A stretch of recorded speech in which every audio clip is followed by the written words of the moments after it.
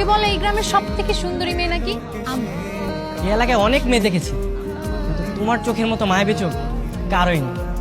হচ্ছে আমার একমাত্র ভাগ্নে। আর হ্যাঁ, এই গ্রামের সব মেয়েই কিন্তু আমার ভাগ্নেকে পছন্দ করে, কিন্তু আমার ভাগ্নে তোমাকে পছন্দ করে। হিসেবে কিন্তু তোমার রাজকপাল। হ্যালো নানি, আমি অলরেডি গ্রামে চলে এসেছি। আরে নাতি আয়সা পড়ছো? আরে ভাগ্নে, আচ্ছা নানি, ব্যাগগুলো একটু রাখো, আমার একটু কাজ আছে। আছে একজনকে খুঁজতে যাব। কারে খুঁজতে যাবি? আছে নানি, এই এলাকাতেই, তোমাকে পরে বলবো। তোরা দুজন যে ছোটবেলা থেকে আমাকে এই যে বান্টি মামা বানিয়েছিস, আমার নাম তো ফারুক, তবে আমি তো রাগ করি না। ওকে চিনেছিস? আরো শান্ত, আরো ছোটবেলায় তোরা কত খেলা করেছিস। আচ্ছা টুম্পা, শান্ত জানে কারে খুঁজতে যাইবো, তুই একটু সাথে যা। কি রে শান্টু, কখন থেকে হাঁটাচ্ছিস? বলবি তো কাকে খুঁজোস? এই, তুই আর আমাকে এই নামে ডাকবি না, আমি তোর বড় না? মিস্টার শান্ত সাহেব, তো বলেন আপনি কাকে খুঁজতেছেন? আচ্ছা বাবা, তো এখন বল আমরা কাকে খুঁজতেছি? আচ্ছা বল তো, তোর গ্রামের সবচেয়ে সুন্দরী মেয়েকে? নিজের কথা আর নিজে কি বলবো, তবে লোকে বলে এই গ্রামের সব থেকে সুন্দরী মেয়ে নাকি আমি। তুই সুন্দরী? ও আচ্ছা, বুঝতে পারছি। ক্রাশ খাইছিস?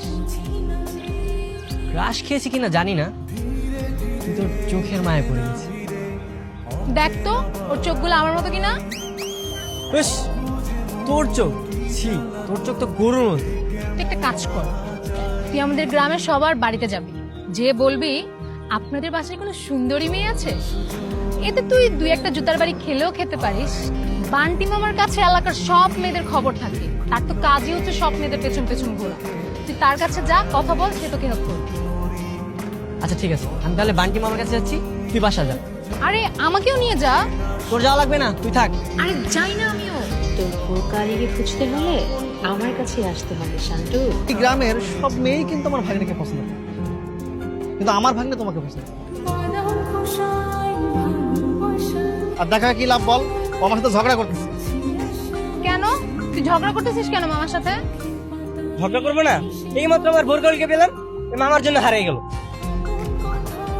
ও ওর খালিকে পেয়েছিলি তো? কই সে? ও তো তোর জন্য এখনো দাঁড়ায় আছে, এই বান্টি মামার জন্য আজ তোকে হারালাম। আচ্ছা চল আমরা খুঁজি ওকে। হ্যাঁ চল। তোদের আর খুঁজতে হবে না, আমার ভোরকালিকে আমি নিজেই খুঁজতে পারবো, থাক তোরা। আরে শোনে ভাগ্নে, আরে কই যাচ্ছিস? আর দুইটা দিন থাইকা যাইতা, তোমার মামা মামির সাথেও দেখা হইতো। না না, আর ভাল লাগছে না, আবার পরে আসবে। আচ্ছা ঠিক আছে ভাগ্নে, চল আমি তোকে আগে দিয়ে আসি। আচ্ছা চলো। আচ্ছা টুম্পা কই? টুম্পা তো কলেজে গেছে। ও, একবার বলেও গেল না। তুমি তো ঘুমাইতেছিলা, এই জন্য আর তোমারে ডাকে নাই। আচ্ছা ঠিক আছে।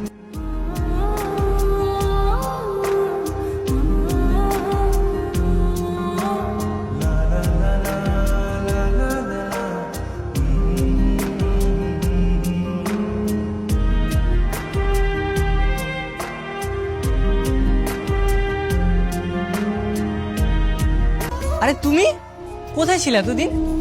তোমাকে এতদিন আমি পাগলের মতো খুঁজে বেরিয়েছি। আপনি আমাকে কেন খুঁজেছেন? দেখো, আমি ঘুরিয়ে পেঁচিয়ে কথা বলতে পারি না। প্রথম যেদিন তোমাকে আমি দেখেছি, তোমার চোখের মায়ায় পড়ে গেছি। সত্যি বলতে তোমাকে আমি ভালোবেসে ফেলেছি। এই এলাকায় অনেক মেয়ে দেখেছি, কিন্তু তোমার চোখের মতো মায়াবী চোখ কারোই নেই। তুমি জানো, আমার একটা মামাতো বোন আছে, কিন্তু ওর চোখগুলো একদম গরুর মতো। আমার চোখ গরুর মতন? আরে তুই? হ্যাঁ আমি আমি সেই মেয়ে যাকে তুমি এতদিন পাগলের মতো খুঁজছিলে। দেখি তোর হাত দেখি। হ্যাঁ, এটাই তো সেই ট্যাটু। তাহলে তুই আমাকে এতদিন বলিসনি কেন? কেন বলবো? যাকে তুই এত ভালোবাসিস, এত কাছে থাকার পরেও যদি তুই তাকে খুঁজে না নিতে পারিস, সেটা কি আমার দোষ?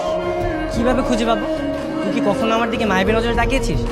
সবসময় তো গরুর মতোই তাকিয়েছিস। আচ্ছা ঠিক আছে, এখন মায়াবী নজরে দেখছি। তুই যে আমাকে ভালোবাসিস সেটা এখন বল। বলতে পারি, একটা শর্ত আছে। কি শর্ত? তোকে সবসময় বোরকা পরে থাকতে হবে। বোরকা পরে? কেন? কারণ বউটা খুলে তোকে একদম গরুর মতো লাগে।